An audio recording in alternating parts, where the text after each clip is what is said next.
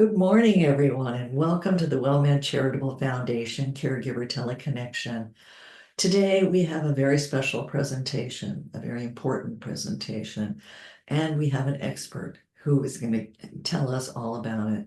It's the signs and symptoms and where to turn, early detection and diagnosis of dementia. And our presenter today is Tia Viera, and she is coming to us from the James L. West Center for Dementia Care. Very famous, both because of who started it, but also because of the wonderful staff that they have and they loan to us occasionally. And with that, Tia, would you tell people a little bit about yourself and your background and then start your presentation? Thank you so much, Evelyn. It's my pleasure to be here today. My name's Tia Viera, and I've been working in the field of dementia ever since my mom started showing signs. And my mom passed away on June the 9th after a 16-year battle with dementia. And it was a long and arduous journey, and it was time for her to go on to her next step in her new life. Um, I worked for the Alzheimer's Association for a few years and then for a local nonprofit called Dementia Friendly Fort Worth. And I'm currently working as the bilingual education director here at James L. West Center for Dementia Care. And I have not presented for WellMed. And normally I'm out in the community speaking Spanish. So if you have loved ones who are interested in information about brain health and dementia, please let them get in touch with our program, Cerebro Sano. And you can go to our James L. West, jameslwest.org website and go into the Educación Bilingüe and read about Cerebro Sano, and all of the information is there. And I would love to make you a part of our broadcast information through email and through texting as well. So it's a pleasure to be here today. I think we'll go ahead and get started. Thank you, Evelyn. Is there anything else? Please go. All right, fantastic. So let me tell you a little bit about where I work at James L. West. A lot of you know about us, but we have been, I think we're 32 years old now, and we provide long-term residential care as well as respite care. And then a couple of years ago, when I first started, we had opened up our short-term rehab for people who only need to be here for less than 30 days usually, and Medicare dollars pay for that. So we've got occupational therapy, we've got physical therapy, speech and language therapy, and we always have music therapy for everybody who's here, whether they're in the short-term rehab or not. We have an adult day program that is for people with early stage dementia. And then we have recently started, just as of July 1st, our at-home services for folks who are not ready to place their loved one, but they'd like to have some help in their home. So if you're interested, if you live in the Fort Worth area or not too far away, please feel free to call us, talk to our admissions director, and see how we might be able to help you. So today in our program, here are our educational objectives. By the end of this, you will know how to define dementia, hopefully, list some symptoms, identify the major types of dementia, and look at what kind of options we have for treatment of these diseases. So you guys know already that things change as we age, that it's inevitable, that we can't do things in the same ways that we've been doing them in the past. You know that our vision declines and our hearing and our stamina. I always tell people we can't jump as high, run as fast, and we can't do the mental gymnastics as well as we used to. So sometimes we forget names and numbers. We walk into a room and wonder why we were there. We walk out of the room and then it comes to us. Or we go to the parking lot and say, oh no, where did I leave my car? And maybe we help ourselves like I do by entering a stairwell and taking a picture of what floor I'm on and what section I'm on to help me. These are all normal changes, but the focus needs to be on when a person is aging and starting to show signs. Are they just normal aging signs, or is it affecting their ability to function in the world and in their environment? That's the key. We're going to look at some of the differences as we move through the program. Is there a change in function? So I like this part because I like to talk about how ingeniously engineered is our wonderful brain, the control system of our entire body, the control center. So the older, healthier brain, on the left-hand side column, you'll see things that you might perceive as negatives, but they're not negatives. They're just realities, and they don't signal that there's a problem necessarily. On the right-hand side are some of the things that we can brag about, our older aging brain, our healthy brain. So the first thing that we see is communication between the neurons is slower. So we have 100 billion brain cells called neurons scattered all throughout the map of our brain. And the neurons are connected by synapses, and it receives and sends messages that control every aspect of our being, of our bodies. And what is happening is that those connections or synapses can become weakened, and so the communication slows down a little bit, and that's normal. Blood flow to the brain can be reduced. You think about our arteries, our whole system of arteries and capillaries and all, kind of like a garden hose. So sometimes you have stiffening, and the aorta and the carotid artery is not as flexible as it once was, and that can affect the blood flow. It just doesn't flow as smoothly, and arteriosclerosis can affect that. We have narrowing of arteries with plaque buildup, and that slows blood flow. And then in the lining of our blood vessels, that's where we regulate our blood flow, and that's where it knows how to constrict or how to dilate to appropriately manage that flow of blood. And sometimes the lining of the blood vessels lose some of their function. And then the capillaries, the small capillaries, some of them are dying out, and they're are what carries oxygen and nutrients to our brain cells. We also face shrinkage in some areas of the brain, that as the neurons die, we're losing neurons, and it's going to reduce the size of the brain volume, and some of our gray matter gets lost. Inflammation can increase in the older, healthy, aging brain, and we call normal inflammation inflammaging. Have you ever heard of that before? Inflammaging. That was kind of new for me as I was preparing. And inflammation is your body's alarm system to alert whenever there's injury or sickness in your body. Then your immune system kicks in, and you start to get inflammation in your body to fight the sickness or to heal. And what happens with us as our brains age is the old cells hang around a little bit, and they send signals that the immune system thinks that means there's a problem. And so that causes low levels of inflammation to form. Also, we can hold fewer items in our working memory at any given time, and our recall slows. So think of your working memory like a desk. And when you're young, it's a big desk, and it has lots of important information that you're thinking about at any given time right now. Well, in aging, your desk gets smaller because you're just not able to hold on to as many things at the same time all at once.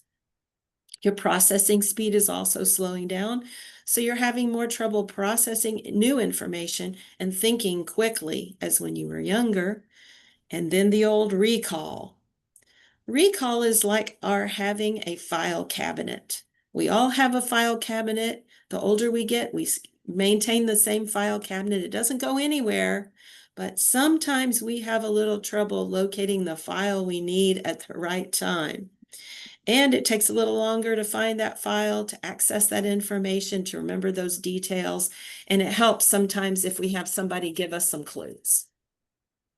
We have slower response to our senses, so our five senses, so our seeing, our hearing, our tasting, our smelling, our touching.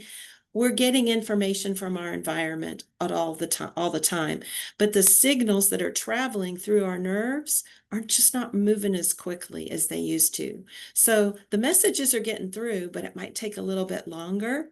And the processing what we receive from our senses in our brain, making sense of it all, takes longer. And then what? We got to decide what to do with it. So that takes a little longer. But once we decide what to do and our brain sends the signal to the body, our muscles react. Sometimes that slows down as well, just because our muscles are not as quick. And then I want you to think about the example of an older person being confronted with all of a sudden bright lights. You might see that their reflex is a little bit slower, or a loud noise. And that's a normal part of aging. But on the right-hand side, let's look at our wonderful I always say, our brain is an organ. And when people talk about the stigma with dementia, our brain is an organ. It just happens to be the control center of our entire body, but we shouldn't have stigma over it. You don't have stigma for someone who has problems with the organ of the heart or the kidneys or the liver, right? Our brain is extremely resourceful. We've formed many, many neural pathways as we've experienced life and we've learned things. And we're really good about using both sides of our brain. We've stored lots of knowledge. Our comprehension and our general knowledge improves as we age. We have what's called crystallized intelligence. That's our collection of all the knowledge, and that's what lets us keep learning and growing and stretching and remembering. Our brain is plastic, meaning it's able to change and adapt to new challenges, new tasks, new scenarios. And we build cognitive reserve. And I'm so glad we do, because the more we use our brain and the more we challenge it and stretch ourselves, the stronger and more flexible our brain becomes. And it actually can find workarounds to problems. It can use different neural pathways than it once did, and it can access other areas of the brain, especially if there has been injury or any kind of disruption to functioning in other areas. So we have a wonderful brain as we get older. We just do things a little slower a lot of times. But everything is still there and available to us. Oops, sorry. So we're going to talk about normal aging now versus something that's not normal. And I'm going to move kind of quickly here. So in normal aging, yes, sometimes we have memory changes. Sometimes processing and recalling becomes slower, and many times people start to complain about having memory slips. But when you talk to them, they can remember in perfect detail regarding those incidents of forgetfulness. You don't get lost in familiar places, but like I said, you may momentarily pause to remember the way. Do you ever drive in your car and you're like, I don't remember where, doesn't look familiar, but you just keep on going until you see a sign or some kind of landmark and you, oh yeah, you just need a little bit of a prompting. And you're able to operate common devices, even if you're unwilling to learn how to operate new devices. So as people get older, a lot of times they don't like new. They like routine and the old ways. So maybe they're not really excited about getting a new device. I know I don't like it when my phone, like lately I've noticed it's not holding charge and I'm like, oh no, I've had it for a few years. I really don't like getting the latest and greatest. I want to keep what I have. But they're able to operate the things that the common devices that they've always had. Maintains a prior level of interpersonal social skills, so you're being able to banter back and forth and have relationship with people and thrive and enjoy that is not affected. And recent memory for important events and affairs and conversations is normally not impaired. A person is usually more concerned about being forgetful than their loved ones are about them. They'll say no, and they'll encourage them that things are fine. There's a decline with finding words sometimes on the tip of my tongue, name of a person, and then you get in the shower a few hours later and boom, you're like, I don't need it now. Why do I have it now? Oh, yeah. Forgetting where you put things and forgetting why you walked into a room is happening more often. You can register and learn new information. Multitasking, we mentioned that about our desk with all of the things that we hold in working order.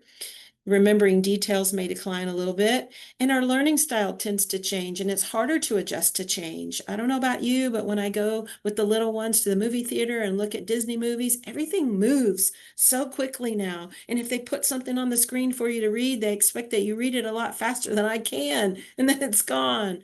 And that's hard for me. Change is hard for all of us. The ability to reason and make sense of the information that we perceive does not change and does not decline. Abnormal aging. We're going to switch gears now on the other side. We're going to do some contrast here. So abnormal aging is forgetfulness that really is affecting your day-to-day. And if a person is starting to not be able to tell you what they did in that day, like big holes about how the day went, that could be a sign.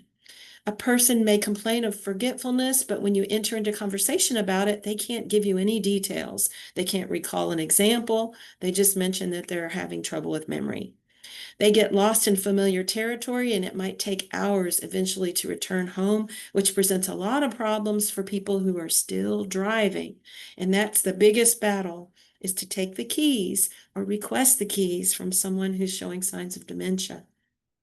I always say, if you're going to do that, you better have a plan. Otherwise, it's very cruel, because that is a part of losing independence. And you need to make sure that the person can get where they need to go when they want to go.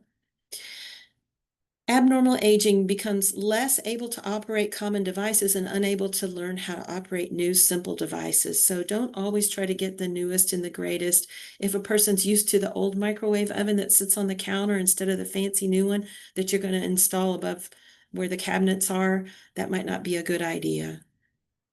May have loss of interest in social activities or socially inappropriate behavior. So if someone loved going to be with their knitting circle, or guys like to gather with their friends to go to the ballpark and talk about all the statistics of baseball, but now all of a sudden they're saying, I don't want to go, I'm just going to stay at home, I'm tired. That might not be the real reason, right? It might be that they realize they can't keep up with the conversation. They perceive people are looking at them differently, or a man can't really do that with the statistics like he did in the past. Noticeable decline in memory for the recent events and the ability to hold the conversation, to continue with following the train of thought in the conversation, can be difficult. Family members and friends are more concerned about the memory loss, and the person might say, I'm fine, you're the problem. You're the one who has the problem. A lot of trouble with vocabulary, especially those word finding and making substitutions and having a lot of pauses, or starting a conversation and then getting frustrated and saying, never mind, because it's just gone.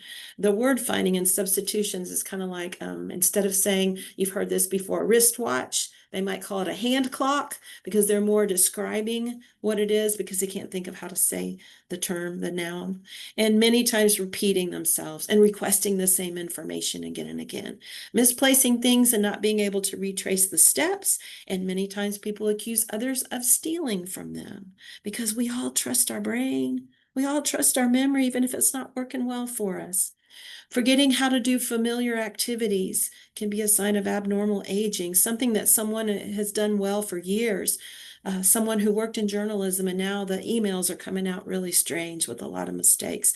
Someone who was great at managing money and now can't balance a checkbook or make a tip or count change. Or a good cook, and now the recipes are coming out strange because maybe they forgot they already added salt and now they put 3 times the amount of salt. Things like that. Forgetting an entire event or occasion. When my mom turned 80, we had a huge party for her with balloons. It was called Hats Off to Mama Lava, and everybody had their own version of a hat. And we'd go around the table, take off the hat and say, Hats off to Mama Lava, and share a memory. She responded appropriately to everyone, even the youngest grandchild. But the next day she woke up and looked around and said, what's happening here? Is somebody having a party? And it was as if it never had happened.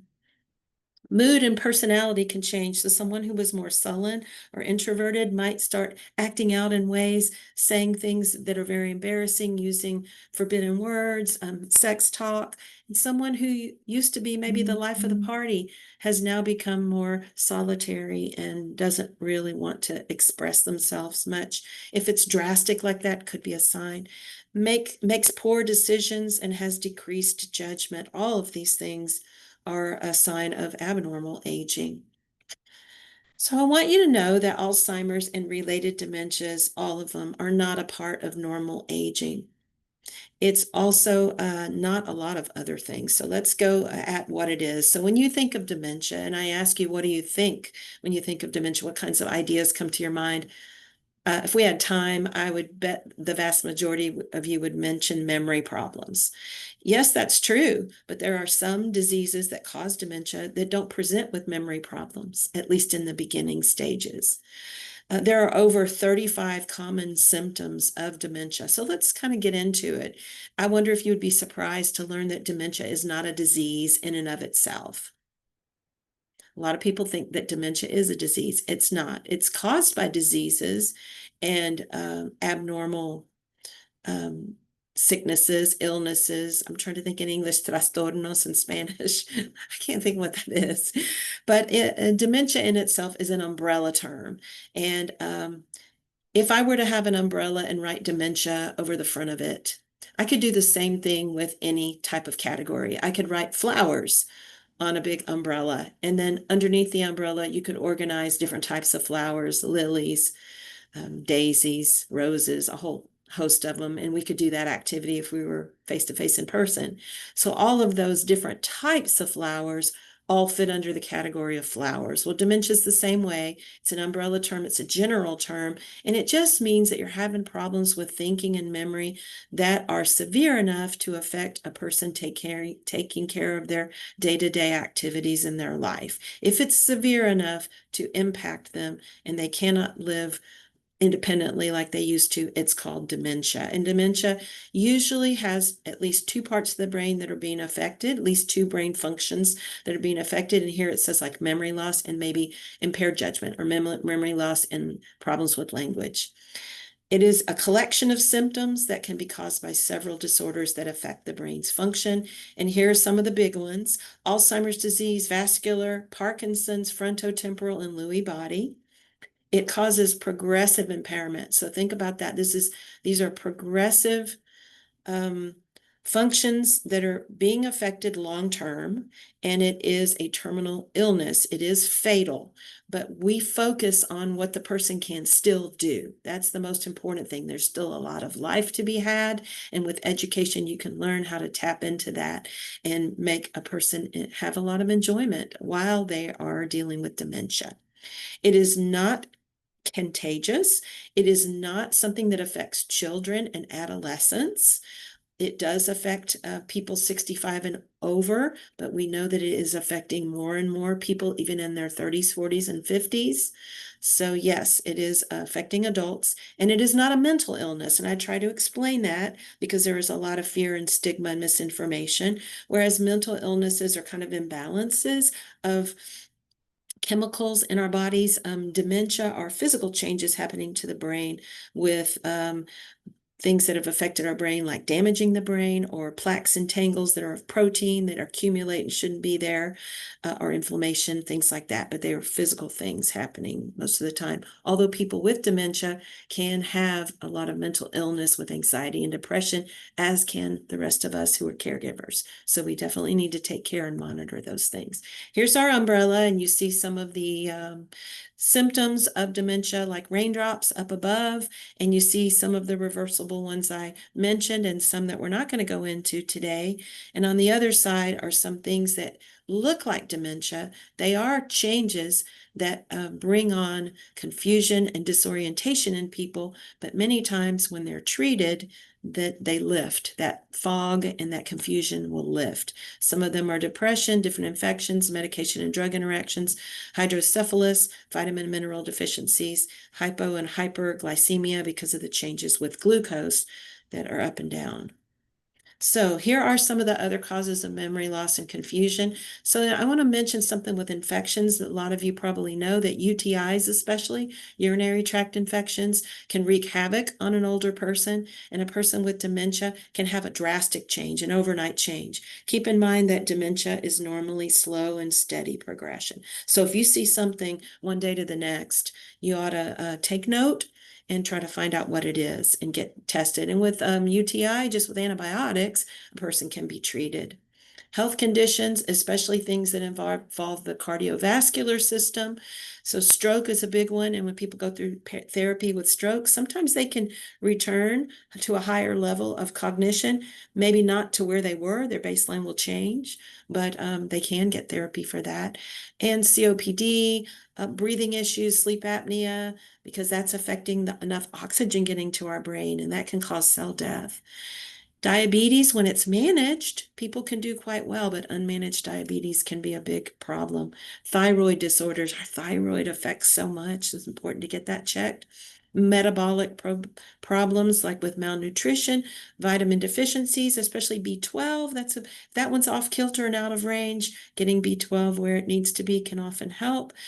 Poor eating habits, underweight, overweight, medication interactions. So it's not unheard of for seniors to be taking 30 and 35 different medicines when they unload all the things that they have in their bag. It's amazing. Some medications just do not work well together. So a doctor can discard one and replace it with another one, and sometimes that can help. Lifestyle choices, so long-term drug abuse, alcohol abuse, smoking, these can cause problems with cognition. And then you have a list of other things. I've mentioned depression and anxiety, and stress is a big one. Unmanaged stress. We can't avoid stress. None of us can get away from it, but we need to learn how to manage it. And head injuries, trauma to the brain, CTEs like boxers get. All of those things can cause memory loss and decreased functioning of the brain. So here are some signs and symptoms. It's quite a big list. A lot of these that I've mentioned before, but we'll just go through those. For the memory loss, a lot of times these diseases that cause dementia, they show up in the short-term memory. That's in our hippocampus. That's where we record recently learned information, but the long-term memory stays intact longer. And so someone can go back in time, which they often do because time doesn't really have a meaning anymore. They can go back in time to talk about their childhood memories and those days when they were newly married or rearing children. That can be crystal clear in stories like you love to hear, but they may not be able to tell you about going to the park the day before when you visited or what they had for breakfast. Repeated questions and requesting the same information. I think we've gone over some of this. Oh, the starting but not finishing things is interesting because of this is where your executive function is on your frontal area, and we normally start something and then we work it through steps 1, 2, 3, 4, 5 to conclusion, and they get stuck in that. They're not able to complete it, and they go back to 1 again because they're just having trouble. That part of the brain is being affected. And difficulty concentrating and focusing. Destroying property is interesting. Sometimes when people start having fears and suspicions about things. One gentleman who had dementia was afraid that people were going to take his house, and he went into the backyard, started a bonfire, and was throwing away all of his important documents, including the deed to his house. Talking loudly and rapidly, being anxious or worried, engaging in dangerous behavior. So if it's very risky and someone didn't take those risks in the past, that could be a big sign. Aggressive verbally or physically, depression, expressing feelings of hopelessness, crying or tearful, commenting about death of themselves or others, talking about feeling lonely, because being alone and being isolated is a big deal.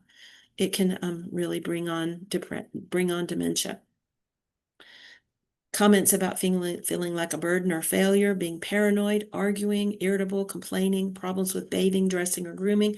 If you're noticing when you're visiting that there's a smell about them, or they're wearing clothes that are dirty, or you've seen them in the same outfits, maybe they're forgetting. Maybe they're thinking that they took a bath or a shower. Maybe they're having trouble dressing themselves. Changes in appetite, falling or tripping, hallucinations, delusions. I remember I would call my mom and she'd say, "I'm furious at your brother. He left without saying goodbye." And she would tell me all these things about their visit, and I'd call him and he'd say, "I didn't go last weekend." Inappropriate sexual behavior, following you everywhere, because a person, when they're confused and disoriented, they're going to pick somebody, and it's usually going to be somebody close to them who becomes their North Star, and they may shadow you everywhere you go. So these are some signs and symptoms. All right, over 130 different things that contribute, that bring on dementia. So we're going to go over the big ones. Alzheimer's disease, 60 to 80% of all dementia comes from the Alzheimer's type. So every person that you meet who has Alzheimer's, yes, has dementia. But as you know, not everybody who has dementia has the Alzheimer's type. It's just one type. So what's happening is you've got these brain cells that are being affected by protein plaques and protein tangles that are accumulating. A healthy person, when you sleep, your brain can eliminate those proteins, but they're accumulating in the brain. They're causing cells to die. They're affecting those synapses to send and receive information. And it's going to affect thinking, behavior, remembering, social skills. The person's going to have trouble functioning independently. And it is the 5th leading cause of people over 65 in the US. Vascular dementia are the blood vessels that go to the brain. Second most common, about 20%. And there are problems with the blood getting to the brain and circulating inside the brain, oftentimes caused by the TIAs, the mini strokes. It can come on suddenly, and other causes of vascular dementia are high blood pressure, cholesterol, diabetes, issues with the heart, smoking, personality, and emotions remain intact, usually with vascular dementia, and judgment isn't usually affected until later on in the disease. Lewy body. Lewy body has a different type of protein than the Alzheimer's type. Lewy body has alpha-synuclein that accumulates and they form Lewy bodies. It's in the outer cortex of the brain. Usually you don't see this onset until people in their 60s, and they start having problems with falling and with being steady on their feet. With Lewy body dementia, they have terribly dark nightmares and can wake up acting out their dreams, hallucinations, and many times it gets misdiagnosed as Parkinson's because there can be a rigidity and a blank affect in the face and in the stare. But it's not good because that oftentimes are prescribed medication for Parkinson's, and it's not. And that medication can worsen Lewy body dementia. It's kind of hard to sometimes get a good diagnosis. Frontotemporal affects the brain here and here. So it's going to present as personality changes in the beginning. The nerve cells are being degenerated. This one affects people younger than many of the others, usually people between the ages of 30 and 65 who have a strong family history. About 50% of people have had this in their family. It's more common in men. It affects judgment, social behaviors. So we've got socially inappropriate behaviors, using a lot of swear words often, sex talk, having hyperorality, where they're putting things in their mouths. They eat a lot, maybe apathy, not concerned with other people's feelings, having a flat facial expression. And a lot of times people think that this is a mental disorder and it gets diagnosed incorrectly. This is a very difficult one. It can take a long time, many months, to come with a correct diagnosis. And Parkinson's disease, not everybody who has Parkinson's is going to develop dementia, but 50 to 80% of those will eventually develop it. Some risk factors for dementia. Age, so usually 65 and over. So at 65, about 1 in 9 or 10 people are going to have dementia. When you get to the age of 85, it's 1 in every 3. Genetics, so yes, family history is important, but I will say the genes that make you more at risk for dementia are not what we call deterministic genes. It doesn't mean if you have the genes that you're going to have dementia. It just means that you have a higher risk. For example, if you inherit one set from one parent, then your risk goes up. If you get a second gene from your other parent, your risk goes up. But it's just like with the breast cancer gene. Take the example of 2 sisters. They have the same parentage. They grew up in the same place. They ate the same way. Each of them has a breast cancer gene. One of them gets breast cancer and the other doesn't. Scientists can't tell you why, but both of them had more of a risk because they had the gene. Same with dementia. Smoking is a risk, obesity, having a sedentary lifestyle, using alcohol, I would say abusing alcohol. Arteriosclerosis, we talked about that. Having a major depressive disorder, especially later in life. If you didn't have problems with depression earlier, but now you're developing in older years, that could be a big risk factor. High cholesterol, plasma homocysteine, diabetes that's unmanaged, antisocial, or being isolated. There are many studies from the pandemic that show what a decline people had in entering stages of dementia after being so isolated and having their dementia become more severe. Not engaging in brain activities. We need to always be using our brain, learning new things, stretching ourselves, trying new hobbies. All of that's good for us. And mild cognitive impairment. That's when they see that there is some decrease in functioning, but it's not enough to affect your ability to live your life day to day. They will term it as MCI. And then they'll invite you back in 6 months to a year to run more tests. And they'll look at that baseline of MCI to see if they make a diagnosis of dementia. And 40% of people who are diagnosed with MCI will develop dementia within 3 years. I just want to show you this real quick with depression. I told you that the hippocampus is our memory box for our recently learned information. And this is showing where people have depression, how it can affect their brains. So anxiety and depression can change the brain, and it can change it in the hippocampus in the center. And another area is being able to do the conflict resolution that's important, and that is in your prefrontal cortex. That's what I told you before is associated with planning and the executive function. Look at the brain, how lit up it is in the healthy areas, and look how diminished it is in the center with the hippocampus and the frontal cortex area. How do we get diagnosed with dementia? People always say, should I first take my loved one to a neurologist? And I say, not necessarily. Start with your trusted family doctor, the one that knows the history, knows the patient. And they're going to interview them. They may interview you or have a phone conversation with someone close to that person. They're going to look at medical family history. They'll look at all the medications they're taking, do a physical exam. You can request the mini mental right there in the office. They may call for lab work and do imaging. If they want, they could send you to a specialist. So neurologists and geriatricians specialize in the field. They may order additional tests. There's something called a lumbar puncture where they can look for those protein deposits in your spinal fluid, and they're going to look to rule out symptoms. They may order other imaging like MRI, CT scans, PET scans, and may do EEGs. And the neuropsychologist is the one that does all of the work with your memory, and it can be 6 to 8 hours of a day with all of these tests on orientation, memory, attention, commands, and other cognitive abilities. So start where you are. Go to see your regular doctor. And you know that Medicare provides every year for that well visit, and it's included in there to do the memory testing. All right, why? Okay, proper diagnosis. So I think we kind of went through this. So getting an early and right diagnosis is very important, because what they're doing is they're discarding. They're saying it's not this, it's not this other, it's not this, to hone in on what it is.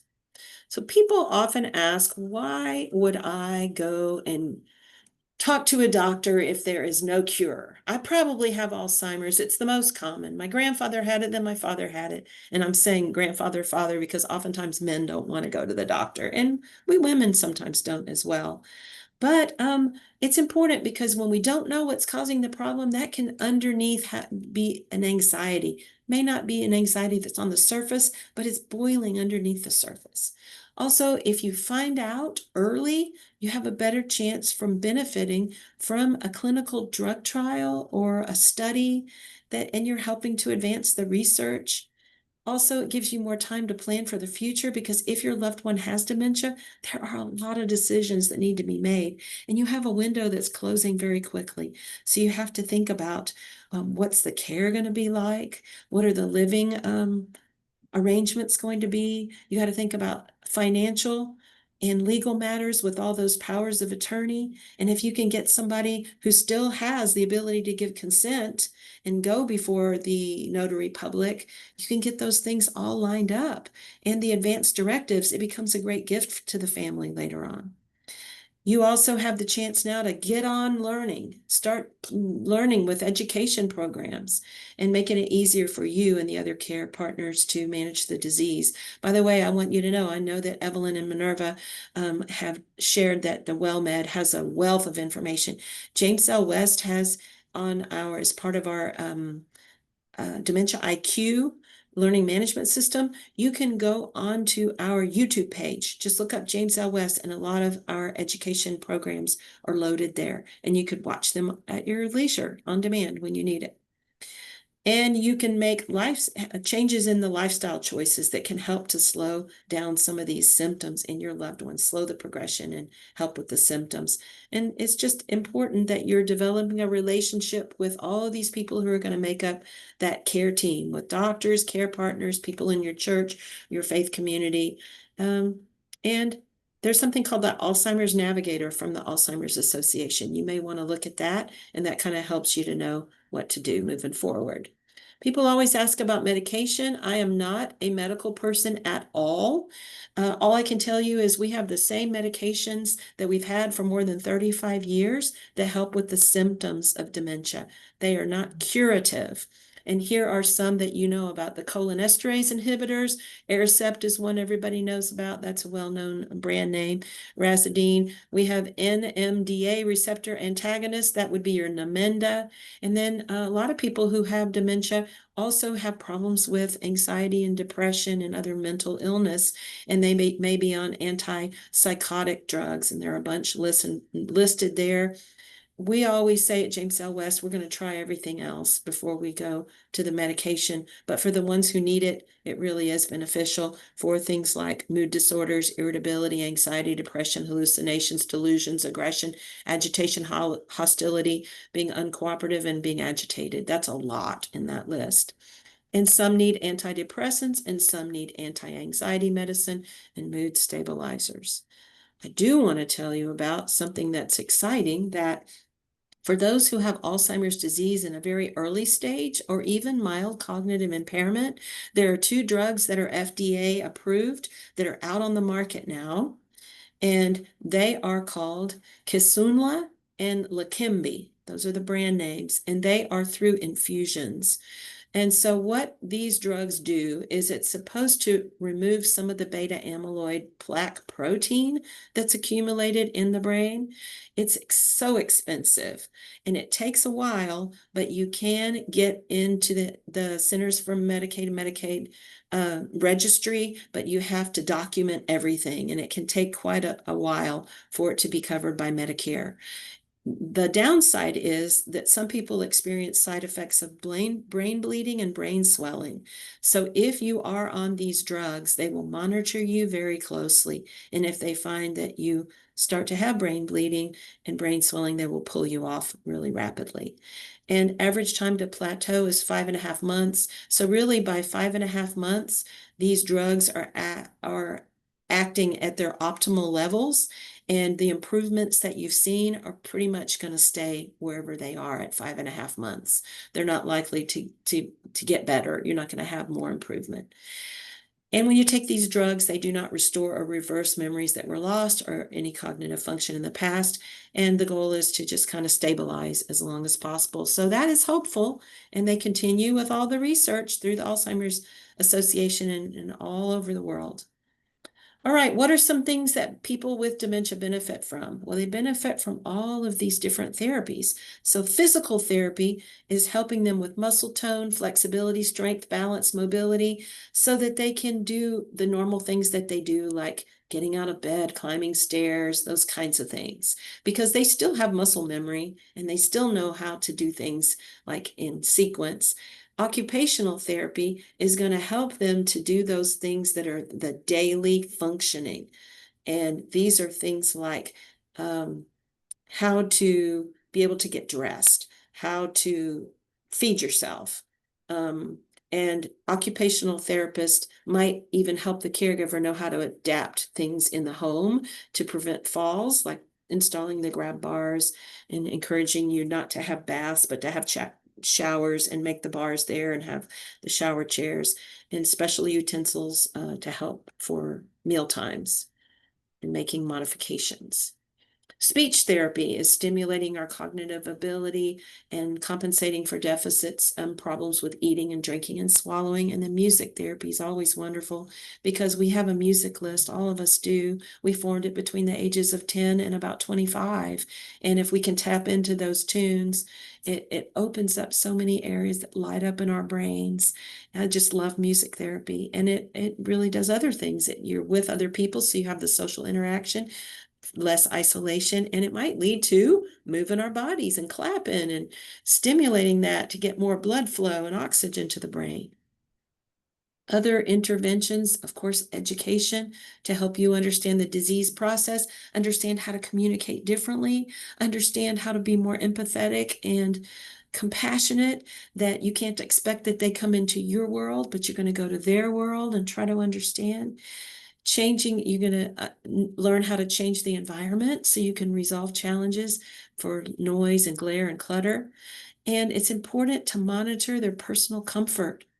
You're going to be like a detective to try to figure out what their needs are, because as the communication breaks down, they're not able to tell you anymore. So you've got to figure out, is it that they're hungry? Do they have pain? Are they thirsty? Are they constipated?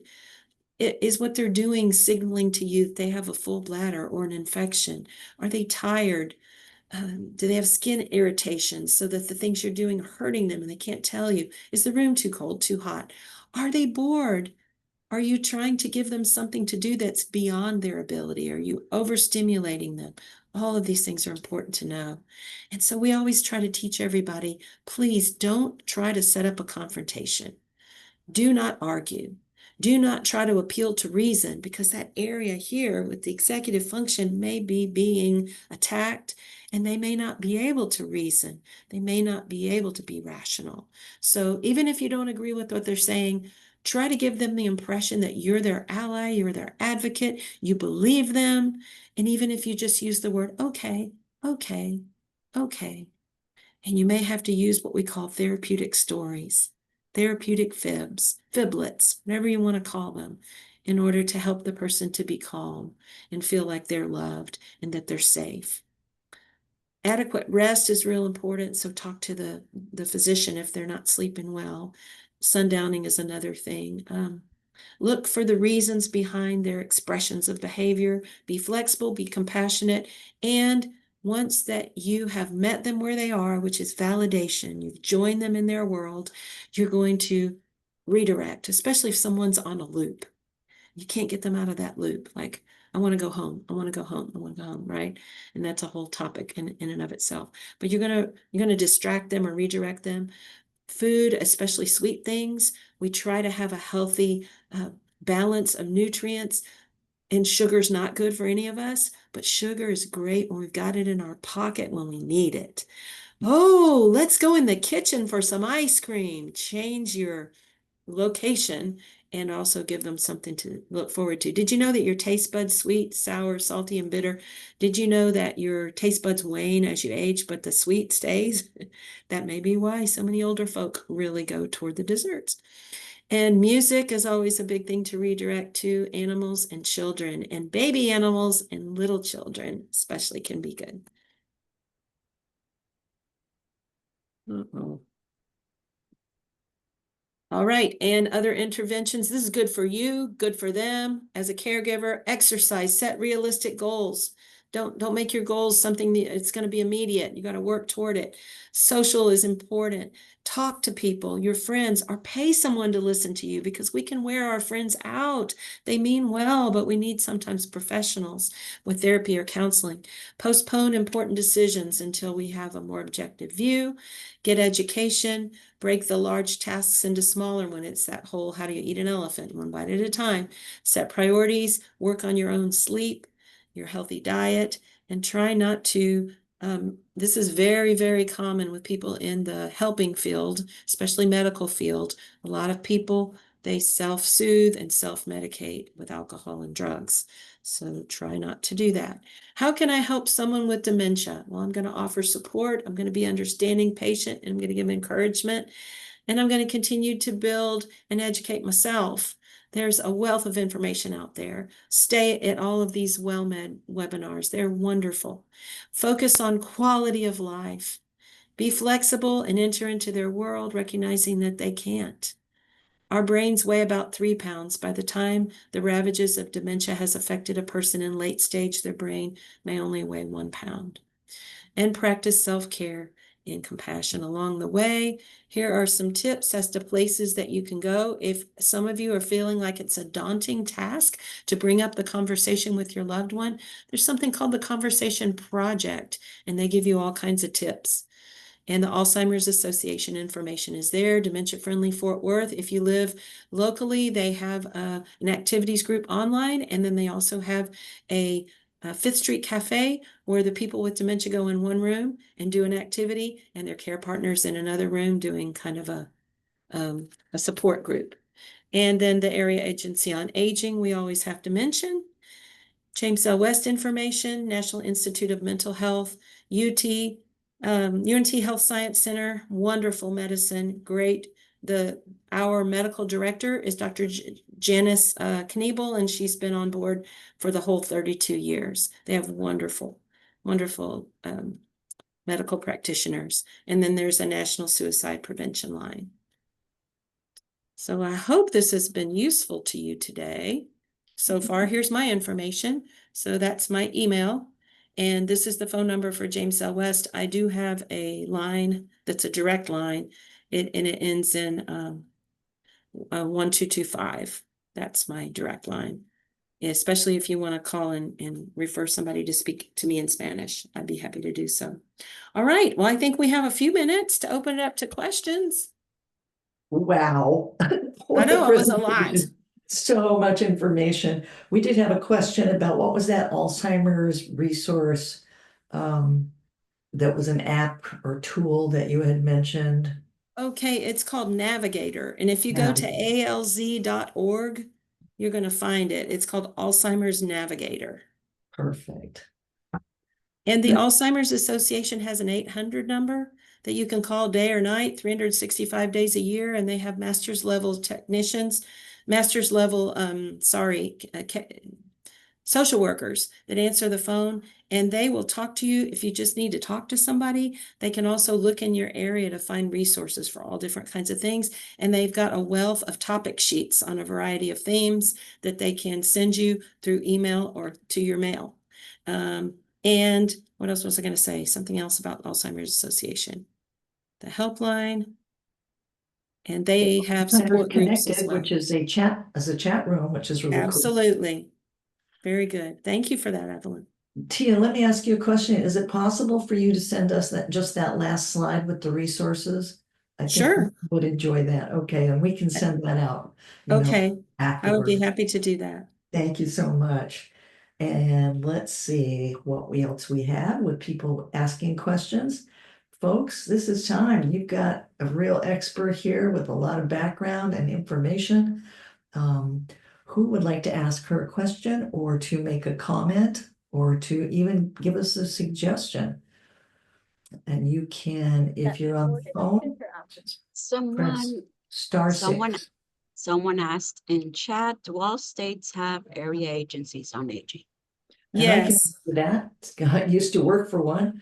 Yes, every state has one. There's 655 of them in the United States. They're in every state, every region. And sometimes, especially in rural areas, they can help you find something that you don't think is available. So it's always good to call them, and you can find yours by calling the Elder Care Locator at 800-677-1116.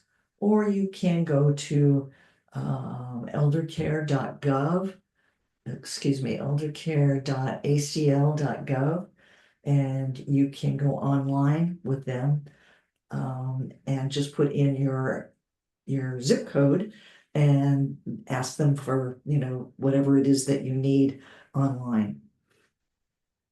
What else? Come on, folks. We've got some time here. Okay. I do want to say also that the Alzheimer's Association, they don't only serve people who have an interest in learning about Alzheimer's disease. They cover all of the and related dementias.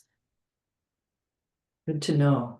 Are there classes on how to communicate with someone with dementia? Because with my mom, when she gets paranoid or really agitated and I try to calm her down, it seems to get worse. And then I get upset and I don't know whether I should grieve when she has these hallucinations or just, I just need help on trying to navigate when she has these episodes. I Thank don't know you what so I should much. say or shouldn't say. Thank you so much for asking that. I'm with you. I was there. I felt like everything I did was the wrong thing. And then we have this explosive expression. So I'm so sorry you're having trouble. That's a common class that we give at James L. West is on communication. And we talk about those things, like I said, never argue, never set it up where you're in a battle. Don't try to prove that you're right. Don't try to convince them you're coming from a good place and you just care about them because you're appealing to reason. They're not Yeah, able to reason do they that. don't, she doesn't get it. Yeah. Are these classes online? Because I'm in Maryland, but are they virtual? Like I was saying, if you go to YouTube and you look up James L. West, Oh, that's right. You did say that. I'm you sorry. can Okay, find, that's I'm right. certain that the one on communication is up. I mean, they change them around, but I'm certain that that one would be one that would remain because it is so popular. And I'm sure that this topic has been presented through this WellMed webinar. If you go and look also at their library of recorded webinars. But yes, it is hard to know what to do. It's hard to find what is it that's making them so upset. But I find it goes a long way if you agree with them and if you're not afraid to enter into their emotion and say, I would feel like that too. I would feel like that if I were in your situation. I am so sorry. Let's see what we can do about it. Or even admit, I'm sad too, or I'm angry about that too. And this is just an example, like a man was mad because he thought that the bank was taking all of his money out of his account and giving it to his son. And he was accusing his son of taking his money. And then instead of the son saying, Dad, I've always been a good son. I would never do anything like that. You're not thinking right today, because that's just going to inflame them even further because you're not believing them. He said, Dad, he says, I can see why you're mad. I'm going to call the bank right now. And so he maybe called a friend of his and said, I'm going to pretend like I'm talking to the bank. And then he calls to the bank and says, this is not acceptable. I do not like you're taking my dad's money. So what you're doing is you're validating them and then you're trying to fix it. And you might not really be fixing it, but you're giving them the idea you're fixing it, and then you're going to redirect them. And like I said, changing your location helps, and redirecting with some of those things like food and music and children and pets and animals, that kind of thing. I'm gonna Thank take you one so much for last taking your question. time out, all of you. Thank you for helping, because when you're feeling lonely and helpless, I really appreciate your help. Thank you for your question. It was a great one. Sure. I'm gonna take one last question here and we'll work on it together maybe because there's more than one answer depending on which state you live in. Can a family member be paid to care for the family member for their dementia family member? And where can I find the information? I'll let you go first with that, Tia. Okay, I'm going to say it is possible in the state of, I'm in Texas. I don't know all the ins and outs about that, but it did prompt me to tell you something that I probably wouldn't have told you.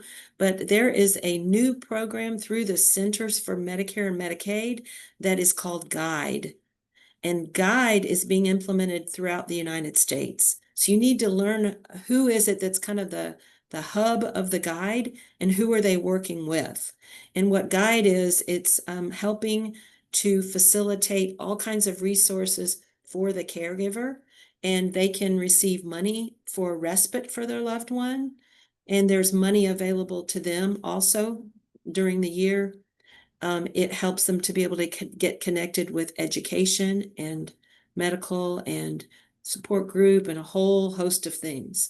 I know the UNT Health Science Center is a big deal. We're one of the ones they reach out to connect people to respite here at James L. West and to our programs and our day program and our education for caregivers. So GUIDE. And on a general basis, that's really good to know. On a general basis, if you call your area agency on aging, they can tell you based on your income and your assets, what kind of programs you might be eligible for. They also have national family caregiver support respite dollars, and they may still have some left if it's early in the year because they're skinny dollars, but they might be able to help you out too, or to refer you someplace like the James L. West organization, who can also help figure out how to cobble something together. It's very expensive. It's like $30 an hour if you have to pay for someone to come into your house to help you. And the important part is making sure that you vet a person who's coming into the house and that you know that they're a match for your loved one and that they have no background history of bad things. May I say one more thing? Going back to, I know we're out of time now, real quick, but I did want to respond to the caller that was asking me about communication and about things that are online. And I did want you to know that our James L. West education program, if you're interested in being a part of receiving our constant communication through email, that will let you know what classes are going to be online and what classes are in person and where. All that information, I could get you connected with Jamie Cobb Tinsley and Holly Glover.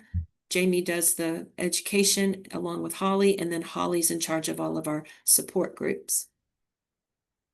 If you And would, two of send- our support groups are virtual. So if any of you needed to join a support group, you would be more than welcome. You don't have to be a part of James L. West or have your loved one placed or anything. It's open to the community. if you would send me information or Minerva information on how to contact that communication center, we will put it in the resources that we send out after this presentation. So that Wonderful. everybody will have that information. I'll 'Cause send it along with the slide that you requested. Thank you so much.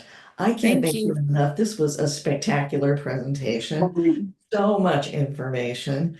I'll never remember all of it, but then I'm old, so I don't have to. There you go. There you go. I'm so happy to be here. Thank you. And I want to thank, we want to She is thank, right here. Pardon? Or maybe Erica, she's was not that you? talking to us. Oh, okay. I want to thank you so much for your presentation, for your energy, for all you put together and how quickly you did all of that. I want to thank our participants too, not just for their questions and suggestions, but also for what they do every day. Thank you so much. And also the WellMed Charitable Foundation, who puts these great talks, these great topics together and gets these experts who educate us in so many great ways and answer our questions that we don't know how to get answered otherwise.